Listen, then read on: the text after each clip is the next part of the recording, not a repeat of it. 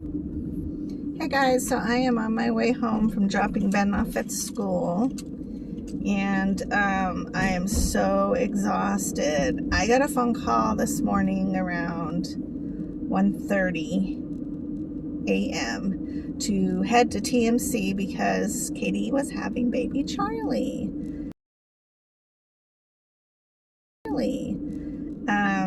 Earlier my son had called me and said that he thought she was having pretty good contractions. So I was kind of like aware, but I was also like, let's see what really happens this time. And I didn't really sleep well because, you're kind of like, do I go to sleep? Do I stay awake? Do I go to sleep? Do I stay awake? So I just kind of, I think, stayed in limbo. And then when I finally did fall asleep, he calls me, and so I rushed over there and missed the birth by like 1 or 2 minutes. And I have to say that I'm a little pissed off from the reception security guy, whoever he is, that gives you your little badge for when you go into the hospital, make sure everything's good, because I feel like he was really slow and there was nobody else in line. Like, there's no reason for it, but it is what it is, and it's okay that I wasn't actually in there because it gave Javi and Katie a chance to really absorb that moment on their own. So once I did get there, I could hear Charlie crying a little bit, and then the nurses said, hang on a second, because of course she just delivered. So and actually she delivered so fast that she wasn't even moved out of triage into the delivery room. She gave birth in triage, so they had to like run around and clean up everything and make it presentable, and then they moved him from there into the delivery room, and from the delivery room then they went into the mommy and baby room, which is where I left them to come pick up Ben to take him to school. So all in all, it was quite the event, but he is healthy. There's like a weird debate about his weight, because when they first weighed him in triage or delivery, maybe it was delivery, they weighed him and he weighed in at 5'10". So 5 pounds, 10 ounces. Super little baby, but super healthy. You could tell he's just happy and content. I feel like his spirit is contentment. And then when they got him into the mommy and baby rooms where you rest with your kid for a couple days, then he weighed in at 6'4", and so they weighed him like 3 or 4 times just to double check, but he kept weighing in at 6'4", and so they're not quite sure really now what his weight is. But being that he was weighed in at 5'10", they gave him glucose and some sugar in a formula, because his weight is small and he's little and he was cold. And so the combination of those things made them want to give him some of that extra sugar to make sure that his sugar levels were okay.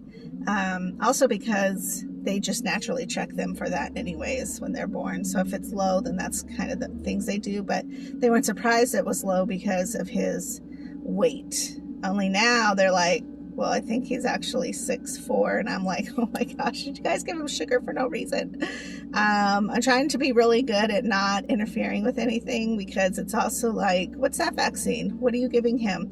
What are you guys poking him for? Like, I don't know. I just don't want excessive pharma in this little baby body that is pretty much perfect right now. Anyways, could be that I'm just super tired. But Katie is doing really great. She's fine. She's happy. She's a bit tired only because, labor. But really, other than that, she's like, it's such a complete different experience from her other child that she had, just in their behaviors, but also the weight, because the other baby was really big and ate a lot, and Charlie's Charlie's little and he doesn't want to eat a lot. In fact, he's really sleepy. So they're trying different things to try to wake him up so they can feed him every 2 hours, but he just wants to sleep. And I'm like, let him sleep. What does it matter? Because he'll wake up eventually being really hungry. So I don't know. Anyways, I'm going to head in, and I did my exchange. So I raced home around 7-ish. So I could do my exchange, get Ben up, make sure Ben's up, feed him, and then I dropped him off at school. And now I think I'm going to go take an hour or two nap before my next exchange, and then I'll probably head over to the hospital again, just to make sure that everything's going okay. But I know like both parents are really tired too, so just want to give them time to get their own naps in and to feel connected to the baby and all of that. So yesterday I said I was going to do 4 exchanges, and I am so used to now 3 that when my alarm went off for my 1:30 exchange, I was on my way to on an errand really quickly, and so I thought, okay, when I get back, I'm going to go ahead and do my exchange. And I totally spaced it because to me 1:30 isn't an exchange time. 4 o'clock is an exchange time, and let me tell you, by 4 I was like, oh my God, I forgot about my exchange. So that's hilarious, because I feel like this whole week has just been nothing but insanity anyways. And so when it comes to dialysis, this is the roughest week I've ever had when it comes to like keeping it on schedule or keeping it with everything that I need. You know, it's just this week. It's weird. And today's only Monday, but I should say maybe last week was crazy. But it's so weird that on Sunday I just totally, like, I knew to do the exchange, but I totally spaced the exchange.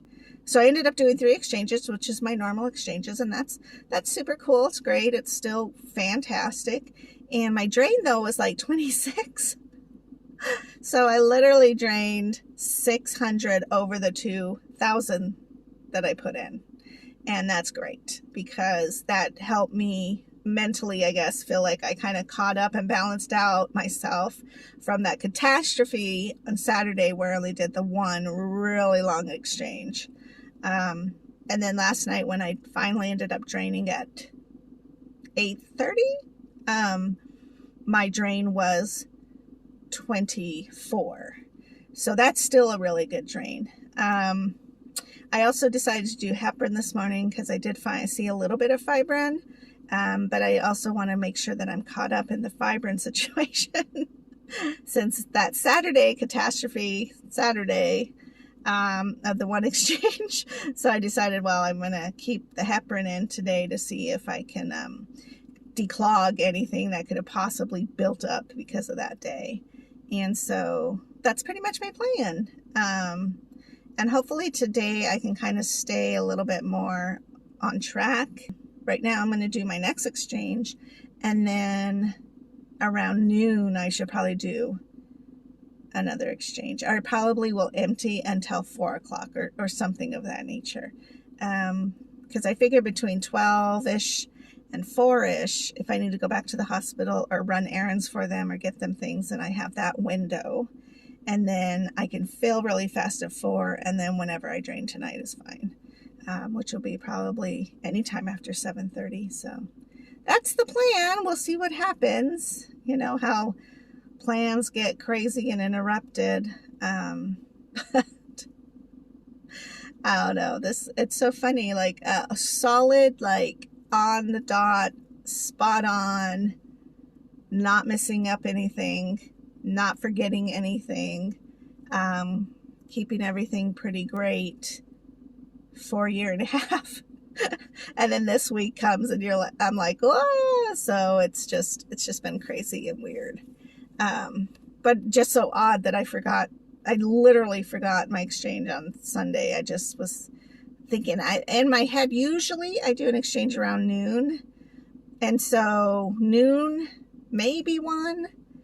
But it was the 1:30 that threw me off, because in my head I was like, well, I just did an exchange at 12. Well, that's not true. I didn't. I did it at 10:30. So But I am glad that I pulled off a lot, because it's worse when you put in like the 2000 and then you end up draining like 21 or 22 after like a 5-hour dwell. You know, that's not helpful. But your dwells will be lower if you haven't eaten a lot or probably drank a lot either. I don't know that water really counts. I mean, it does to a point, but it's when you eat like a big meal that it's like, oh, let me pull this extra stuff off and let me pull out the toxins and let me, you know, cleanse everything. So, oh no, that's my lot in life right now. So I'm going to take off. I'm going to go take my nap. And, oh, I can't. See? I had to do my exchange first, which is fine. And then I will lay down for a couple hours and take a nap.